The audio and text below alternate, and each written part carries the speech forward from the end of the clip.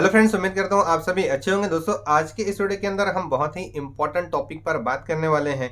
दोस्तों, जब भी हम कभी ऑनलाइन पेमेंट करते हैं, जैसे कि आमतौर पे हम अभी यूपीआई पेमेंट का काफ़ी इस्तेमाल कर रहे हैं इंडिया के अंदर, तो बहुत सारी बार जो है हमारे ट्रांजेक्शन फेल हो जाते हैं।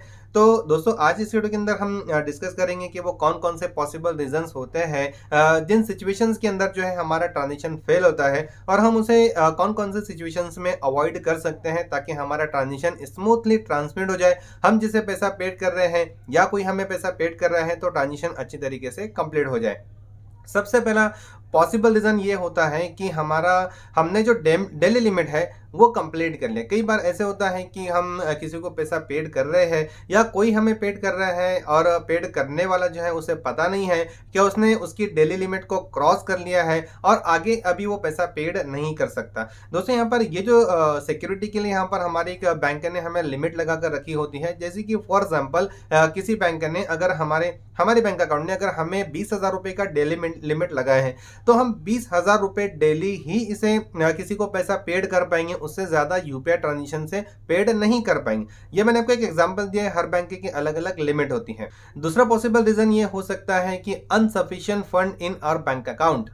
कभी कभी ऐसे होता है कि हमें पता ही नहीं लगता कि हमारे बैंक अकाउंट में जितना हम पैसा पेड कर रहे हैं किसी को इस वक्त में उतना है या नहीं।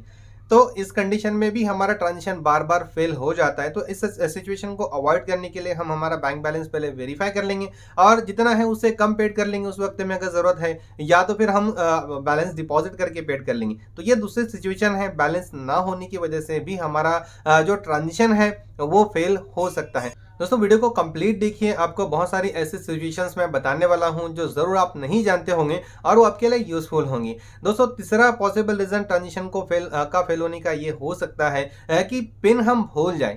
कभी कभी ऐसे होता है कि सारी प्रोसीजर हो जाती है। हम जानते हैं कि जो हमारा यूपीआई पिन होता है ये सबसे हमें आखिरी में पूछा जाता है। सारी प्रोसीजर कर लेने के बाद जब हम यूपीआई पिन को एंटर करके कंफर्म करते हैं तब वो ट्रांजेक्शन कंप्लीट होता है। तो इन केस अगर हमारा जो यूपीआई पिन है अगर हम इनकरेक्टली इंटर करते हैं तो ये प्रॉब्लम हो सकती है उस वक्त में कि आपका ट्रांजेक्शन जो है वो बार बार फेल हो रहा है। तो ये भी आपको चेक कर लेना है। आपको हालांकि मैसेज आ जाता है कि आपने पिन जो है वो एंटर गलत किया है, लेकिन फिर भी आपको एक बार वेरीफाई कर लेना है।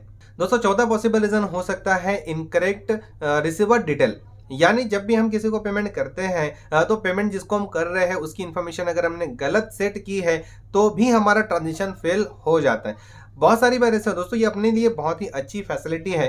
अगर ऐसे नहीं होगा तो फिर क्या होगा कि यहाँ पर किसी और अकाउंट के अंदर हम पैसा गलती से ट्रांसफर कर देंगे। तो ट्रांजेक्शन अगर फेल हो रहा है तो ऐसी कंडीशन में हमें उसको वेरीफाई करना रहेगा। बहुत सारे एप्लीकेशन के अंदर अकाउंट को पे करने से पहले, जैसे कि अगर हम भीम की बात करें, भीम ऐप की, तो भीम ऐप में आप किसी को अगर यूपीआई के थ्रू पेड कर रहे हैं तो पहले आप उसे उसके अकाउंट को मोबाइल नंबर से या फिर उसके अकाउंट की डिटेल से उसको वेरीफाई कर सकते हैं। तो वेरीफाई करने के बाद ही पेमेंट करना है। आम सिचुएशन में किसी भी पेमेंट पर आप अगर आप यूपीआई ट्रांजेक्शन का यूज़ कर रहे हो किसी भी पेमेंट ऐप के ऊपर, चाहे वो पेटीएम हो, गूगल पे हो, फ़ोन पे हो, चाहे किसी भी तरीके का हो, सभी में हमें पहले अकाउंट को वेरीफाई कर लेना है। जिसे आप पेड कर रहे हैं उसे एक बार कंफर्म कर लीजिए कि आपका अकाउंट शुरू है या नहीं। क्योंकि कभी कभी ऐसे होता है कि क्यूआर कोड तो सामने लेने रखा है, लेकिन किसी रीजन की वजह से जो है वो अभी फिलहाल उसने रिसेंटली ही बंद किया है और क्यूआर कोड हटाना रह गया है और हम उस क्यूआर कोड के जरिए स्कैन करके पेमेंट करें, तो ऐसी सिचुएशन में अगर वो क्यूआर कोड जिस बैंक अकाउंट से लिंक है अगर वो किसी टेम्पररी रीजन से बंद है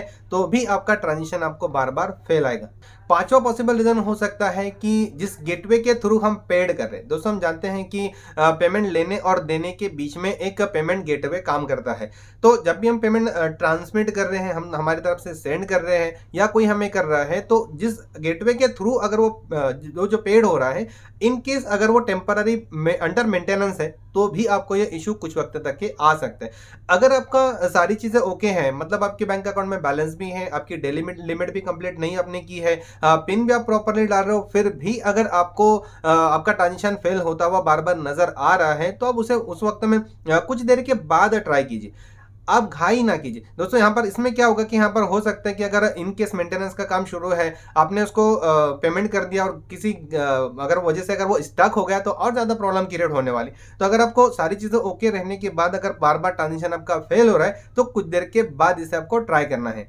छठा पॉसिबल रीज़न हो सकता है कि जिसे हम पेड कर रहे हैं उसका किसी तरीके का अकाउंट का वेरिफिकेशन पेंडिंग हो और उसके सारे ट्रांजेक्शन रोक रखे हो बैंक ने।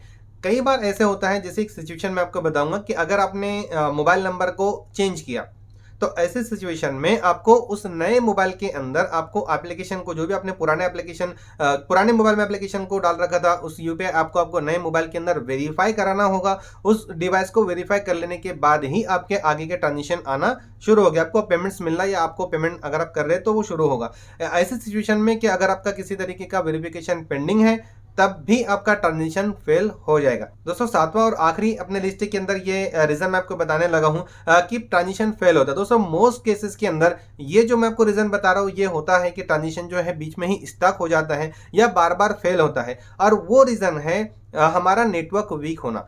कई बार ऐसी सिचुएशंस आ जाती हैं कि जब हम किसी को यूपीआई के थ्रू पेमेंट कर रहे हैं तो हमारे मोबाइल के अंदर सही से नेटवर्क नहीं आ रहा है, तो आपको अच्छी तरीके से इसे चेक करना है कि नेटवर्क प्रॉपरली चल रहा है या नहीं, नेटवर्क स्पीड अच्छी मिल रही है या नहीं, उसके बाद ही आपको ट्रांजेक्शन को आगे बढ़ाना है। नहीं तो आपको प्रॉब्लम आ सकती है, आपका ट्रांजेक्शन बीच में ही रुक सकता है, फेल हो सकता है या पेंडिंग में भी जा सकता है। तो ऐसे सिचुएशन में हमें ज़्यादा प्रॉब्लम्स क्रिएट होती है। तो दोस्तों ये 7 सिचुएशंस थी जिसकी वजह से और भी और बहुत सारी हो सकती हैं, लेकिन दोस्तों मैंने जितना रिसर्च किया ये मैंने नोटिस किया कि 7 ऐसी सिचुएशंस है जहां पर हमें ये ट्रांजेक्शन फेल होने के इशू को जो है वो फेस करना पड़ता है। तो दोस्तों ये रीजंस थे।